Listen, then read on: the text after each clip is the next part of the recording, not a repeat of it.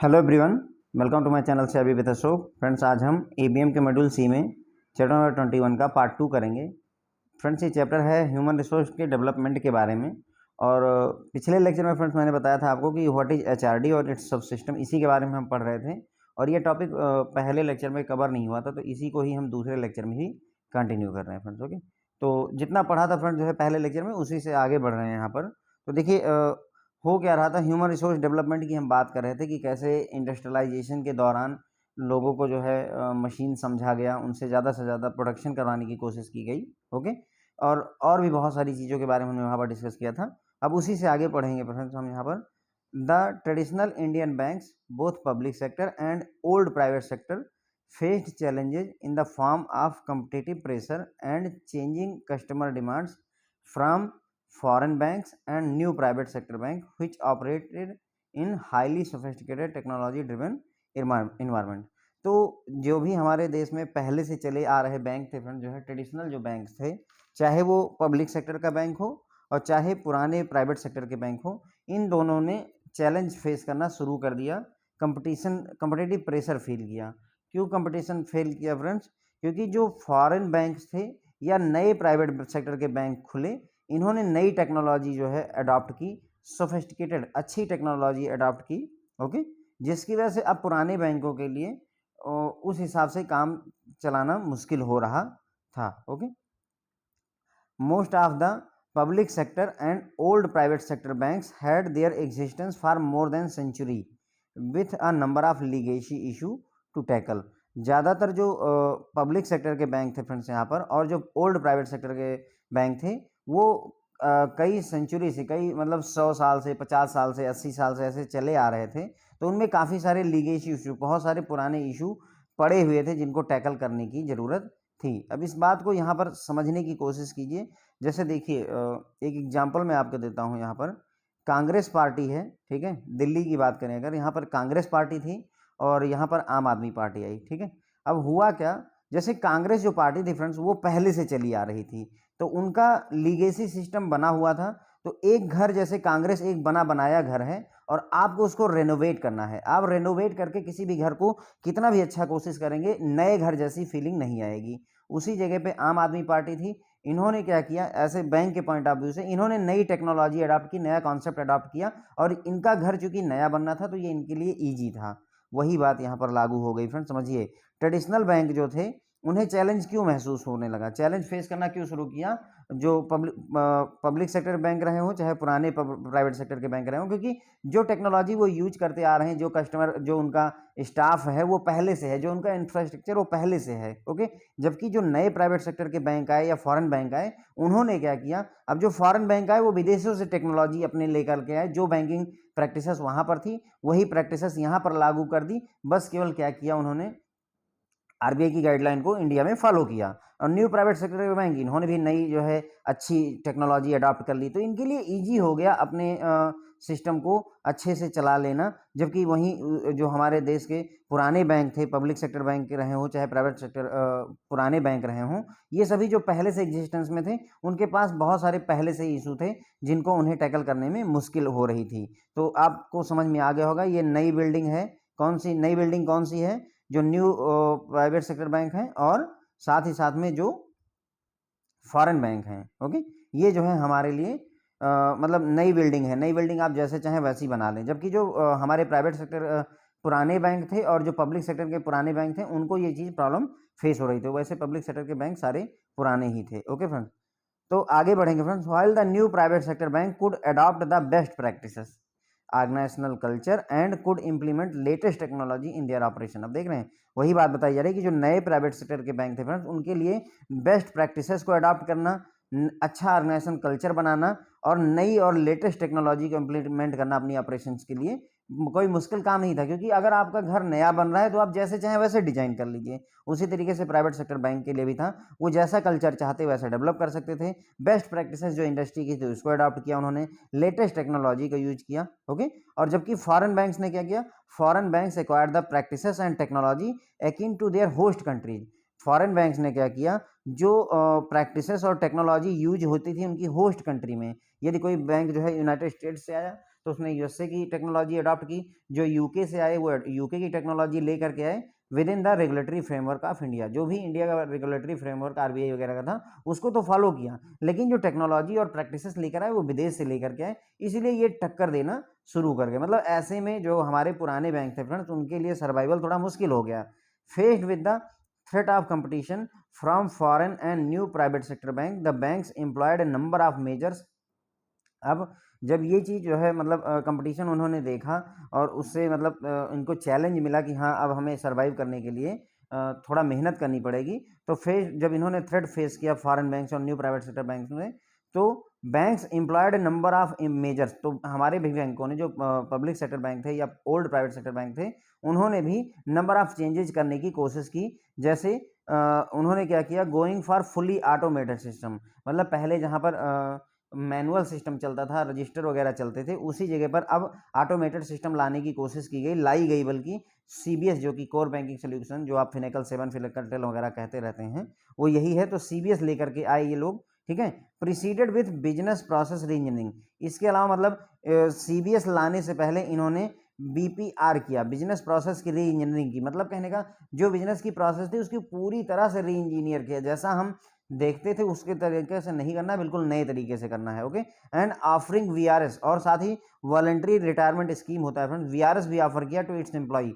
जो एम्प्लॉई जो है मतलब जैसे कि हमने पढ़ा पिछले लेक्चर में कि लोग कंप्यूटर जो है, कंप्यूटराइजेशन जब हुआ, कंप्यूटर क्रांति आई, तो लोगों को तुरंत ही तैयार करने की जरूरत हुई, और वो लोग जो सीनियर थे, जो अपने आप को कंप्यूटर के इन्वायरमेंट में नहीं ढाल पाए, उनको वीआरएस दिलवा दिया गया, मतलब वॉलंटरी रिटायर कर दिया गया। और बिजनेस प्रोसेस की रीइंजीनियरिंग की गई। Training and retraining of staff, जो स्टाफ था उनको ट्रेनिंग दी गई और दोबारा फिर ट्रेनिंग दी गई। लेटरल रिक्रूटमेंट ऑफ स्पेशलिस्ट, जो स्पेशलिस्ट पोस्ट थी, जो विशेष तौर की पोस्ट थी, जैसे क्रेडिट ऑफिसर, लॉ ऑफिसर, इस तरीके की जो पोस्ट थी फ्रेंड्स, उनके लिए बाद में रिक्रूटमेंट भी की गई, ताकि उन सभी कामों को अब हैंडल किया जा सके। जो लीगेसी इशू हम इग्नोर करते रहे हैं, उन सभी पर अब काम होना शुरू हो गया। ठीक है फ्रेंड्स। और ऐसा क्यों किया गया, क्योंकि अगर फॉरेन बैंक और नए प्राइवेट सेक्टर के बैंक ना आए होते तो शायद ऐसा ना होता। Some of these bank have undergone restructuring exercises with involvement of international consulting agency to adopt best practices and remove bottleneck in their operations। okay, तो कुछ बैंकों ने क्या किया फ्रेंड्स कि जैसे देखिए कभी कभी जब दो बड़ी कंपनियां जो है मर्ज होती हैं फ्रेंड्स, ओके, जैसे मान लीजिए वोडाफोन और आइडिया का जब मर्जर हुआ होगा, तो होता क्या है कि वोडाफोन की जो बेस्ट प्रैक्टिसेस हैं, जो आइडिया की बेस्ट प्रैक्टिसेस हैं, उनमें से बेस्ट को उठाया जाता है। लेकिन ये दोनों कंपनियां क्या करती हैं, एक इंटरनेशनल कंसल्टिंग एजेंसी को अपॉइंट करती हैं, जिसका काम ये होता है कि दोनों मतलब दोनों के बीच में एक ऐसा सिस्टम डिजाइन करके दे देना, या ऐसी मध्यस्थता करना कि ताकि ना तो इनके लोगों को या इस कंपनी को प्रॉब्लम हो, ना इनके लोगों को और इस कंपनी को प्रॉब्लम हो। तो वही यहाँ पर किया गया, बैंकों के द्वारा भी किया गया। कुछ बैंकों ने रिस्ट्रक्चरिंग एक्सरसाइज की, और रिस्ट्रक्चरिंग कैसे की, खुद से नहीं की, इंटरनेशनल कंसल्टिंग एजेंसी का सहारा लिया और बेस्ट प्रैक्टिसेस और जो अडॉप्ट करने की कोशिश की, और साथ ही साथ में जो भी उनकी ऑपरेशंस में जो भी रुकावटें थी, बॉटलनेक प्रॉब्लम थी, उनको जो है उन्होंने रिमूव करने की कोशिश की। तो मतलब कहने का ये हुआ कि हम नेक्स्ट जनरेशन के लिए रेडी हो रहे थे, एक हिसाब से अगर देखा जाए। The changes needed well thought of HR policy to attune the existing staff to adapt to changes and to train them to learn new skill. तो ये जो भी चेंजेज हो रहे थे, इसमें जो है ऑब्वियसली इतने सारे चेंजेस जब हो रहे हैं, नई टेक्नोलॉजी आ रही है, आप जो है रिस्ट्रक्चरिंग कर रहे हैं अपना इंटरनेशनल कंसल्टिंग एजेंसी को लेकर के, तो ऐसे में एचआर पॉलिसीज़ को भी बनाने की ज़रूरत महसूस हुई, ताकि उस एचआर पॉलिसी को बनाया जाए, ह्यूमन रिसोर्स पॉलिसीज़ को बनाया जाए, ताकि जो एग्जिस्टिंग स्टाफ है वो जो भी चेंजेज हो रहे हैं उसके हिसाब से अपने आप को अनुकूल बना पाएँ, ढाल पाएँ अपने आप को, और साथ ही साथ में उनको जो भी स्टाफ मेंबर हैं उनको नई स्किल में भी ट्रेन किया जाए, नई स्किल सिखाई जाए। HRM is now being called upon to become a strategic partner to make its effort more effective and performance oriented in line with the organizational goal and strategies। okay, तो अब क्या स्थिति हुई कि ह्यूमन रिसोर्स को, HRM को कहा जा सकता है, बुलाया जाने लगा, स्ट्रेटेजिक पार्टनर कहा जाने लगा। Okay, called upon to become a strategic partner. अब ह्यूमन रिसोर्स मैनेजमेंट ऑर्गेनाइजेशन के लिए एक स्ट्रेटेजिक पार्टनर की तरह हो गया। To make it effective, make its effort more effective,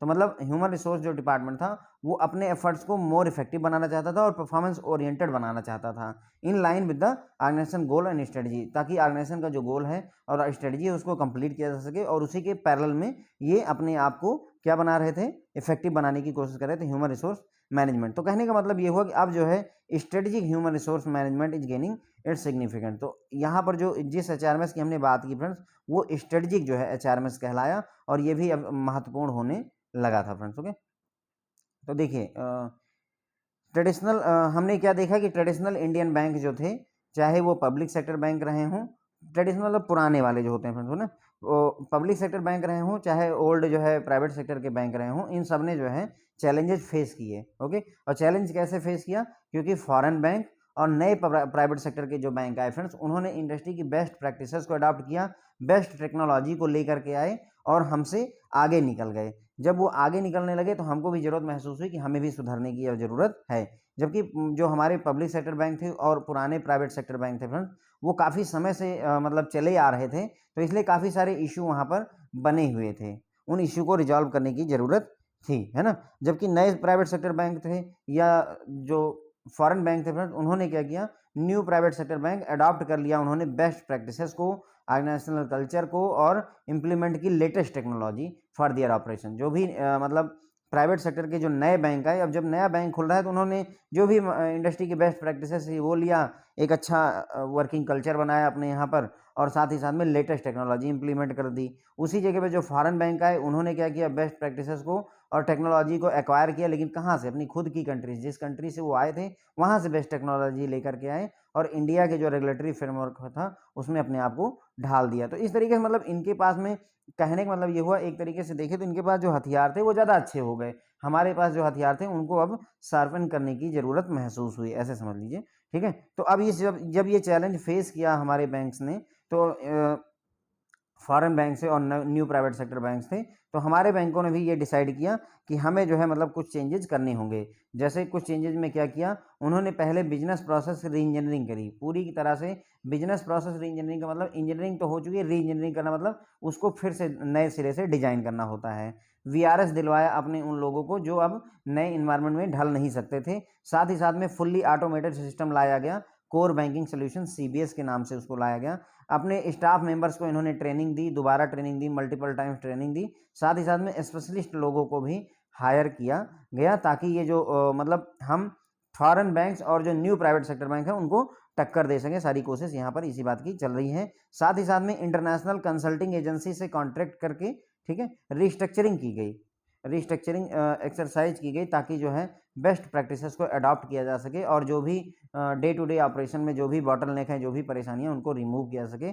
इसकी भी कोशिश कई सारे बैंकों ने की। अब चूंकि ये सारे इतने सारे चेंजेस हो रहे थे, तो हमें एचआर पॉलिसीज को भी चेंज करने की यहाँ पर ज़रूरत महसूस हुई। एचआर पॉलिसी को भी चेंज किया गया, ताकि जो एग्जिस्टिंग स्टाफ है वो जो चेंजिंग इन्वायरमेंट है उसके हिसाब से अपने आप को अनुकूल बना सके, ढाल सके। ओके, और साथ ही साथ इन नए स्टाफ मेंबर को एचआर पॉलिसी के तहत ही नई स्किल जो है लर्न भी करवाई गई, ट्रेनिंग वगैरह प्रोवाइड की गई। ओके, तो ह्यूमन रिसोर्स मैनेजमेंट जो है एक स्ट्रेटेजिक पार्टनर की तरह जो है मतलब जो है सामने आया। यहाँ पर ह्यूमन रिसोर्स मैनेजमेंट एक स्ट्रेटेजिक पार्टनर के तौर पर सामने आया सभी बैंकों के। ओके, और एचआरएम ने, ह्यूमन रिसोर्स मैनेजमेंट ने पूरी कोशिश की कि ज़्यादा से ज़्यादा एफर्ट जो है दे करके इफेक्टिव और परफॉर्मेंस ओरिएंटेड जो है अपने आप को ह्यूमन रिसोर्स मैनेजमेंट बना पाए, ताकि जो ऑर्गेनाइजेशन का गोल है और जो स्ट्रेटजी है उसी के हिसाब से चला जा सके। इस तरीके से जो human resource management, strategic human resource management था, उसने महत्वपूर्ण जो है स्थान अपने लिए बना लिया, strategic human resource management. Okay, similarly ऐसे ही क्या हुआ, employee needed global orientation and mindset to deal with global business partner, clients and stakeholder, and to adopt best global practices to motivate and retain talented employees। ठीक है, तो अब क्या हुआ, जब हमारी इकोनॉमी जो है पूरी दुनिया के लिए खुल गई फ्रेंड, तो बहुत सारी संस्थाएं ऐसी थी जो इंटरनेशनल लेवल पर बिजनेस करती थी। इसलिए अब ज़रूरत हुई कि अगर आप Germany, France, United states, UK, सभी जगहों से अगर आप बिजनेस करते हैं, तो जो हमारे एम्प्लॉय होने चाहिए वो भी जो है ग्लोबल ओरिएंटेशन के होने चाहिए, मतलब वो ग्लोबली रेडी होने चाहिए, ऐसे कह लीजिए। और उनका जो माइंडसेट होना चाहिए ग्लोबल बिजनेस पार्टनर के साथ में डील करने के लिए कैपेबल एनफ होना चाहिए। ऐसा ना हो कि आप जो है केवल सिर्फ इंडिया के कस्टमर को ही डील कर पा रहे हैं। जो हमारे क्लाइंट्स थे विदेशों में, उनके साथ में जो हमारे बिजनेस पार्टनर है विदेशों में, उनसे मतलब उनके साथ में अब आप घुल मिल करके आगे बढ़ सकें। ऐसी फील नहीं आनी चाहिए कि आप जो है इंटरनेशनल लेवल पर कैपेबल नहीं है स्टेक होल्डर्स के साथ में। और बेस्ट ग्लोबल प्रैक्टिसेस अडॉप्ट की गई ताकि जो है जो हमारे टैलेंटेड एम्प्लॉई हैं उनको जो है मोटिवेट किया जा सके और उनको रिटेन भी किया जा सके। मतलब कहने का एम्प्लॉई को भी जो है अपने आप को ग्लोबली रेडी करना पड़ा, साथ ही साथ जो ऑर्गेनाइजेशन थी उनको भी जो है कोशिश ये करनी पड़ी कि जो उनके टैलेंटेड एम्प्लॉय थे उनको मोटिवेट करके रिटेन करने की कोशिश की गई। 10 ग्लोबल एचआरएम, अब यहाँ पर देखिए वहाँ स्ट्रेटेजिक ह्यूमन रिसोर्स मैनेजमेंट की बात की गई, यहाँ पर global human resource management is gaining grounds. तो इस तरीके से देखा जाए तो अब human resource management, global human resource management जो है मतलब एक रियलिटी बनता जा रहा है एक तरीके से कहें। और 10 now this is covered in curriculum of V school. जो बिजनेस स्कूल्स हैं फ्रेंड्स आपके IIM वगैरह जो हो गए यहाँ पर जो है, या XLRI वगैरह जो भी हैं बिजनेस स्कूल, उनके सर्कुलर में या करिकुलम में आप कह सकते हैं जो है ग्लोबल ह्यूमन रिसोर्स को, यानी कि अब ग्लोबल ह्यूमन रिसोर्स को भी पढ़ाया जाने लगा है as a course. While imparting new technology based training, the organization have to focus on development of behavioral and interpersonal skill। जब मतलब नई टेक्नोलॉजी बेस्ड ट्रेनिंग तो आपको देनी ही है अपने एम्प्लॉय को। अगर जैसे फिनेकल 7 से फिनेकल 10 आ रहा है या मैनुअल वर्क से CBS आ रहा है, तो नई टेक्नोलॉजी बेस्ड ट्रेनिंग तो आपको देनी ही देनी है। साथ ही साथ में जो ऑर्गेनाइजेशन है उनको जो है अपने जो एम्प्लॉय हैं उनके बिहेवियरल और इंटरपर्सनल स्किल, जो कम्युनिकेशन स्किल वगैरह, इन सब के डेवलपमेंट पर भी फोकस करने की ज़रूरत होती है। HRD, अब देखेंगे अगला एक टॉपिक छोटा सा देखेंगे friend. HRD today is a process by which the employee of an organisation are helped in continuous and planned way to. तो ह्यूमन रिसोर्स डेवलपमेंट एक ऐसी प्रोसेस है जिसमें एम्प्लॉय जो है किसी ऑर्गेनाइजेशन के लगातार हेल्प किए जाते हैं और प्लान्ड वे में हेल्प किए जाते हैं। और क्या चीज़ अचीव करना चाहते हैं, HRD क्या अचीव करवाना चाहता है अपने एम्प्लॉय से?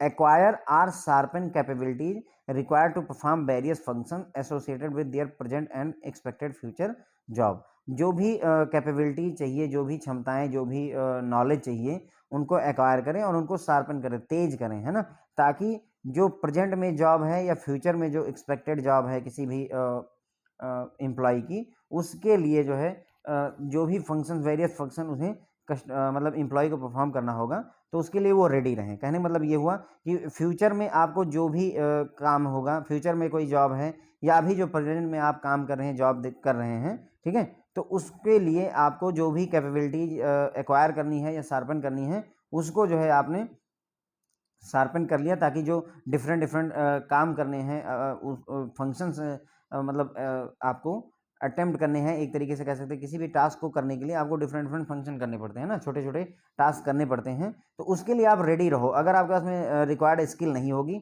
तो आप ये काम नहीं कर पाएंगे। साथ ही साथ में develop their general capabilities and as individual and discover and exploit their own inner potential for their own and organisational development purpose. ठीक है, तो जनरल कैपेबिलिटीज भी डेवलप करवानी है इंडिविजुअल के अंडर में, जनरल कैपेबिलिटीज जो है डेवलप करवानी है। साथ ही साथ में डिस्कवर करना है, मतलब कहने का इनर पोटेंशियल, हर एक जो एम्प्लॉय है उसका जो मतलब अंदरूनी ताकत है, अंदरूनी जो शक्ति है एक तरीके से कह सकते हैं, उसको डिस्कवर करना है और बाहर निकाल करके लाना है, ताकि एम्प्लॉय अपना खुद का भी डेवलपमेंट कर सके और ऑर्गेनाइजेशन का डेवलपमेंट भी किया जा सके। उस पर्पज़ के लिए भी इस इनर पोटेंशियल एनर्जी को यूज किया जा सके friends. Okay, develop an organisational culture in which supervisor subordinate relationship, team work and collaboration among sub units are strong and contribute to professional wellbeing, motivation and pride of employ. ये कहा है Rao and Perera ने। तो एक ऐसा organisational culture develop करना है friends जहाँ पर जो सुपरवाइजर और सबॉर्डिनेट जो रिलेशनशिप है वो अच्छी रहे, कहने मतलब जूनियर सीनियर के बीच में एक अच्छी भावना बनी रहनी चाहिए, टीम वर्क और कोलैबोरेशन होना चाहिए, जितनी भी मतलब सब मॉड्यूल हैं, सब यूनिट हैं कह दीजिए, या सारे डिपार्टमेंट हैं, उनके बीच में एक अच्छा टीम वर्क और कोलैबोरेशन होना चाहिए। Strong and contribute to the professional wellbeing, मतलब ऑर्गेनाइजेशन के भले के लिए ये सभी लोग काम करेंगे। And motivation and pride of employee, employee के मोटिवेशन के लिए और प्राइड के लिए ये सभी लोग जो है काम करें, ऐसा ऑर्गेनाइजेशनल कल्चर हमें डेवलप करने की ज़रूरत है। ओके फ्रेंड्स, तो ये देखिए जब हम चूँकि दुनिया भर के लोगों के साथ में बिज़नेस करना शुरू कर दिया है, तो हमारे जो एम्प्लॉय होने चाहिए उनका जो है ग्लोबल ओरिएंटेशन होना चाहिए, उनका माइंडसेट भी ऐसा होना चाहिए कि वो ग्लोबल बिज़नेस पार्टनर जो हैं उनके साथ, जो हमारे ग्लोबल क्लाइंट हैं, उनके साथ स्टेक होल्डर हैं, उनके साथ में डील कर सकें, है ना? और बेस्ट ग्लोबल प्रैक्टिसेस को अडॉप्ट किया गया ताकि जो हमारे टैलेंटेड एम्प्लॉय हैं उनको जो है मोटिवेट किया जा सके और रिटेन किया जा सके, क्योंकि ज़्यादातर लोग जो है विदेशों में नौकरी करने इसीलिए भाग जाते हैं क्योंकि वहाँ वर्क कल्चर अलग है, यहाँ का वर्क कल्चर अलग है। इस तरीके से ग्लोबल एचआरएमएस जो है वो भी मतलब एक इम्पॉर्टेंट ग्राउंड बनाता जा रहा है अपने लिए, और जो बिजनेस स्कूल हैं उनके करिकुलम में अब ग्लोबल एचआरएम को पढ़ाया जाने लगा है। ओके, जब नई टेक्नोलॉजी के लिए आपको तो ट्रेनिंग देनी ही है अपने एम्प्लॉय को, साथ ही साथ में आपको उनके बिहेवियरल डेवलपमेंट के लिए और उनके इंटरपर्सनल स्किल डेवलपमेंट के लिए भी फोकस करने की ज़रूरत होती है किसी भी ऑर्गेनाइजेशन को।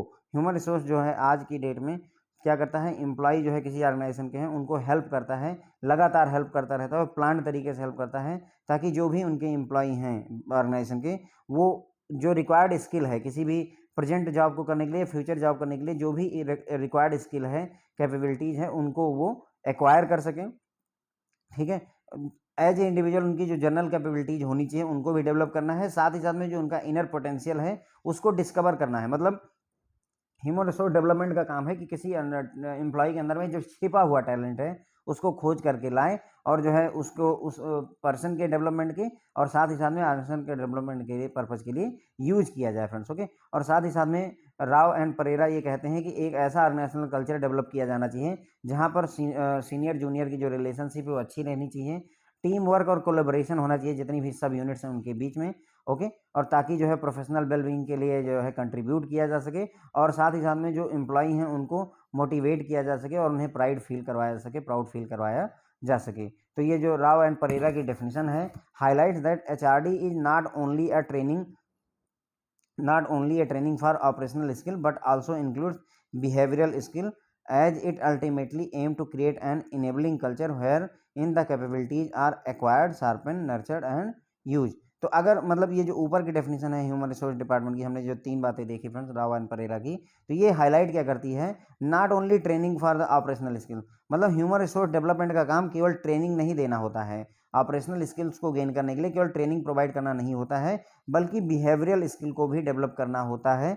ओके, और बिहेवियरल स्किल हम क्यों करना चाहते हैं, क्योंकि हमारा अल्टीमेट एम ऐसा होता है कि एक ऐसा कल्चर डेवलप किया जाए जहां पर जो भी एम्प्लॉय है उसकी जो क्षमताएं हैं उनको एक्वायर किया जा सके, यानी कि जो नई नई स्किल हैं उनको जो है हमारे जो एम्प्लॉय हैं वो एक्वायर कर सकें, उनमें वो तेज बन सकें, उनको नर्चर किया जा सके, मतलब कहने का नर्चर करना मतलब परवरिश की जा सके और उनको यूज किया जा सके। मतलब पहले आपको जो भी एम्प्लॉय है उसको जो है टैलेंट जो स्किल है वो सिखाई गई, फिर उस स्किल में उसको तेज बनाया गया, फिर उसको जो है उसमें मतलब और अच्छा बनाया गया, एक तरीके से कह सकते हैं उस स्किल को, और फिर फाइनली हम उसको यूज करते हैं। तो इस तरीके से ह्यूमन रिसोर्स डेवलपमेंट केवल जो है ट्रेनिंग देने का काम नहीं करता है, बल्कि ह्यूमन रिसोर्स में जो कैपेबिलिटीज़ हैं उनको एक्वायर, शार्पन, नर्चर और यूज करने के लिए भी डेवलप करता है। ओके, तो in this context the specific goal of HRD as pointed out by Rao and Pereira are to develop. तो ह्यूमन रिसोर्स डेवलपमेंट के लिए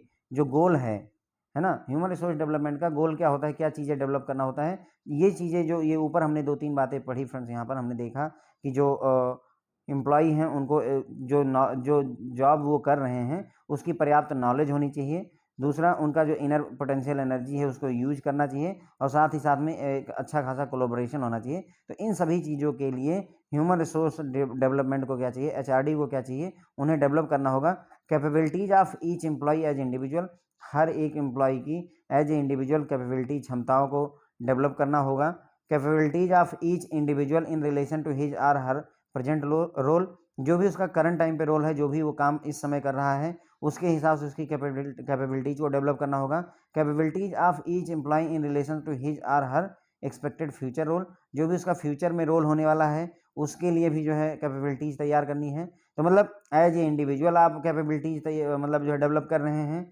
जो उसका प्रेजेंट जॉब है, प्रेजेंट रोल है, उसके लिए कैपेबिलिटीज आप डेवलप कर रहे हैं, और जो उसका फ्यूचर रोल है उसके लिए भी आप कैपेबिलिटीज डेवलप कर रहे हैं। Dietetic relationship between each employ and his supervisor. ठीक है, तो एक डायटिक जो है रिलेशनशिप होनी चाहिए हर एक एम्प्लॉय और उसके सुपरवाइजर, हिज या हर सुपरवाइजर के बीच में। अब डायडिक क्या होता है फ्रेंड्स, जो है ये होता है ग्रुप ऑफ 2 पीपल या स्मॉलेस्ट पॉसिबल ग्रुप भी कहते हैं। मतलब सबसे छोटा ग्रुप जो होगा वो 2 लोगों का होगा, तो उसमें एक एम्प्लॉय हो जाएगा और एक उसका बॉस हो जाएगा। तो इनके बीच में जो रिलेशनशिप होनी चाहिए वो कैसी चाहिए, डायडिक होनी चाहिए। डायडिक रिलेशन, एक अच्छा रिलेशनशिप होना चाहिए 2 एम्प्लॉय, मतलब हर एक एम्प्लॉय और उसके बॉस के बीच में। टीम स्पिरिट होनी चाहिए and functioning in every organisational unit. Okay, team spirit होनी चाहिए, एक तरीके से समझ लीजिए हर एक डिपार्टमेंट या हर एक ग्रुप में। Collaboration among different units of the organisation, different जो भी यूनिट हैं उनके बीच में आपस में कोलोब्रेशन, सहयोग भी डेवलप करना पड़ेगा। Organisational overall health and self renewing capabilities which in turn increases the enabling capabilities of individual and entire organization। तो ऑर्गेनाइजेशन का ओवरऑल हेल्थ अच्छा रहना चाहिए, सेल्फ रिन्यूइंग कैपेबिलिटीज ऑर्गेनाइजेशन के अंदर में होनी चाहिए, ताकि जो है जितने भी इंडिविजुअल हैं उनको मतलब कैपेबिलिटीज सिखाई जा सकें और साथ ही साथ में उसको यूज किया जा सकेगा इंटायर ऑर्गेनाइजेशन के डेवलपमेंट के लिए। तो मतलब कहने का यह है कि अगर ह्यूमन रिसोर्स डेवलपमेंट चाहता है कि जो एम्प्लॉय हैं उनको सही से यूज किया जा सके, तो उसके लिए ह्यूमन रिसोर्स डेवलपमेंट को फॉलोइंग चीज़ों को डेवलप करना होता है अपने एम्प्लॉय के अंदर। एक तो उनको हर एक एम्प्लॉय को एज ए इंडिविजुअल उनकी कैपेबिलिटीज डेवलप करनी पड़ती हैं, जो एम्प्लॉय का प्रेजेंट रोल है उसके लिए कैपेबिलिटीज डेवलप करनी पड़ती है, जो उसका फ्यूचर रोल हो सकता है उसके लिए क्षमताएं, मतलब ट्रेनिंग देना, एक तरीके से आप कह सकते हैं कि उनको ट्रेन करिए, फ्यूचर में जो काम करना है उसके लिए वो तैयार रहें। साथ ही साथ में जो एम्प्लॉय है और उसके बॉस के बीच में या एम्प्लॉय और उसके सुपरवाइजर के बीच में एक डायरेक्ट रिलेशनशिप होनी चाहिए, अच्छी रिलेशनशिप होनी चाहिए।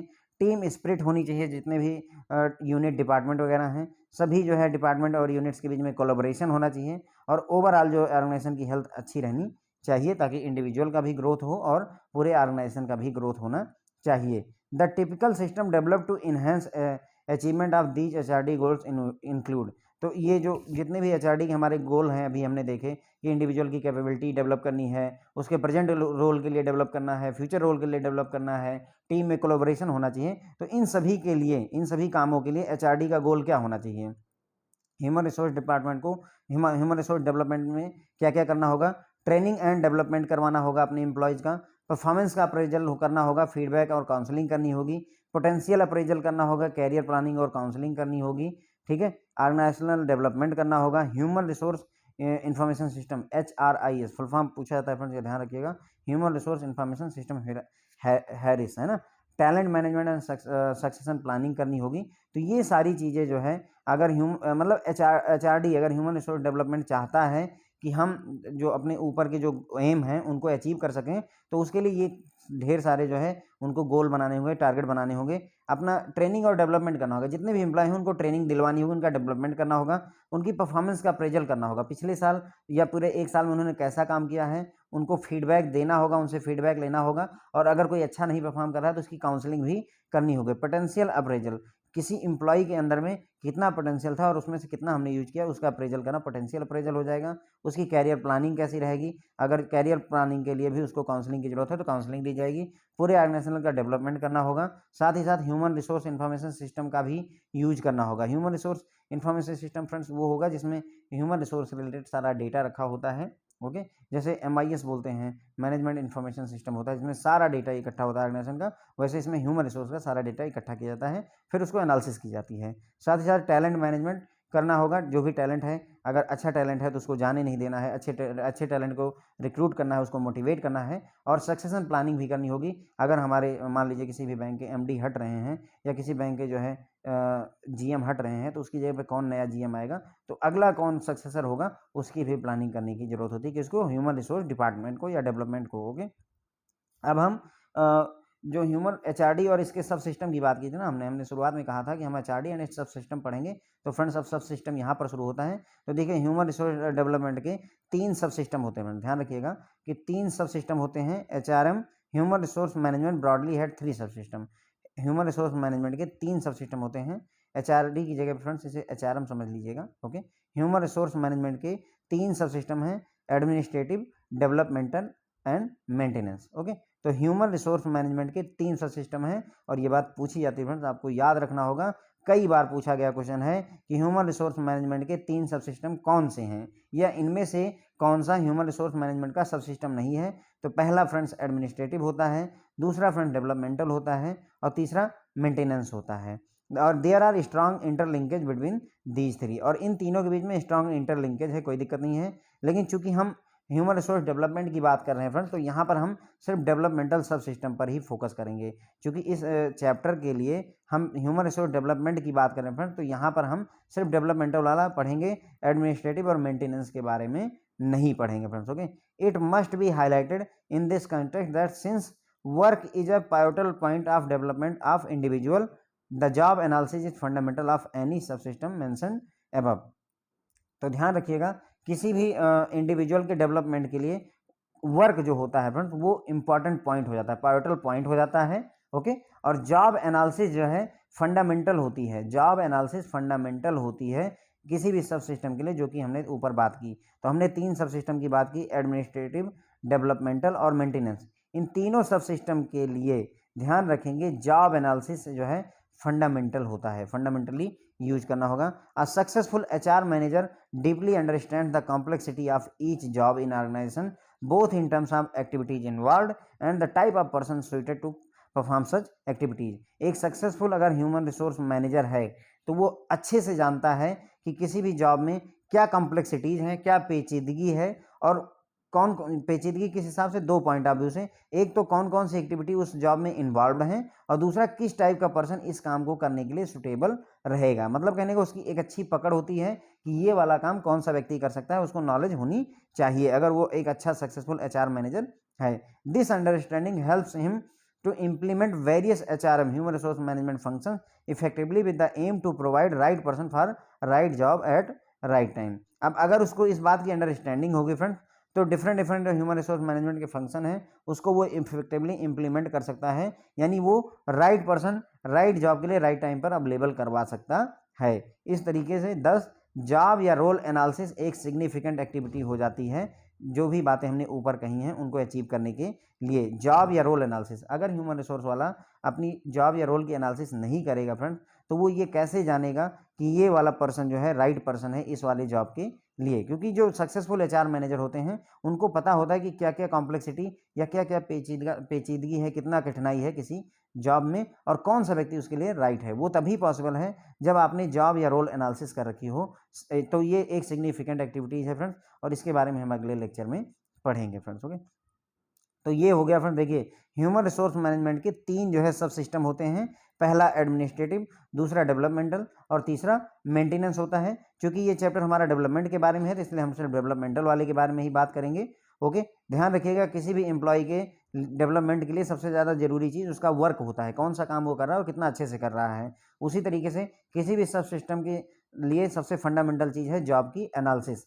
जब तक आप जॉब की एनालिसिस नहीं कर पाएंगे तब तक हम जो है अगला लेक्चर जो देखेंगे फ्रेंड्स, जॉब एनालिसिस भी आपको समझ में आ जाएगी, कोई दिक्कत नहीं है। तो जब तक आप जॉब एनालिसिस या रोल एनालिसिस नहीं करते हैं तब तक जो है किसी भी सब सिस्टम को अच्छे से चला नहीं सकते हैं। और एक सक्सेसफुल ह्यूमन रिसोर्स मैनेजर वही होता है जो किसी भी जॉब में कितनी कॉम्प्लेक्सिटी है और उसमें कौन कौन सी एक्टिविटी इन्वॉल्व है इस बात को जाने, और साथ ही साथ में कौन सा पर्सन किस एक्टिविटी के लिए सुटेबल है वो भी उसे पता होना चाहिए। ओके, तो इस तरीके से अगर एक बेटर अंडरस्टैंडिंग होगी उसके पास में, ह्यूमन रिसोर्स मैनेजर के पास में, तो एचआरएम जो है फंक्शन इफेक्टिवली कर पाएगा। ठीक है, जो ह्यूमन रिसोर्स के फंक्शन है उनको जो है इंप्लीमेंट कर पाएगा कौन, जो हमारा एचआर मैनेजर है। ओके, और साथ ही साथ में वो प्रोवाइड कर पाएगा राइट पर्सन राइट जॉब के लिए राइट टाइम पर। इस तरीके से हम देखेंगे कि जॉब और जो रोल एनालिसिस होती है फ्रेंड, वो सिग्निफिकेंट एक्टिविटी हो जाती है किसी भी एक ऑब्जेक्टिव के लिए, जो भी हमने ऊपर बात की है। तो अगले लेक्चर में फ्रेंड्स हम देखेंगे जॉब एंड रोल एनालिसिस, और इसी के साथ में फ्रेंड्स हमारा ये लेक्चर खत्म होता है यहीं पर। Thank you so much friends, अगर टाइम लगे तो लाइक बटन जरूर दबाएं। Thank you so much friends.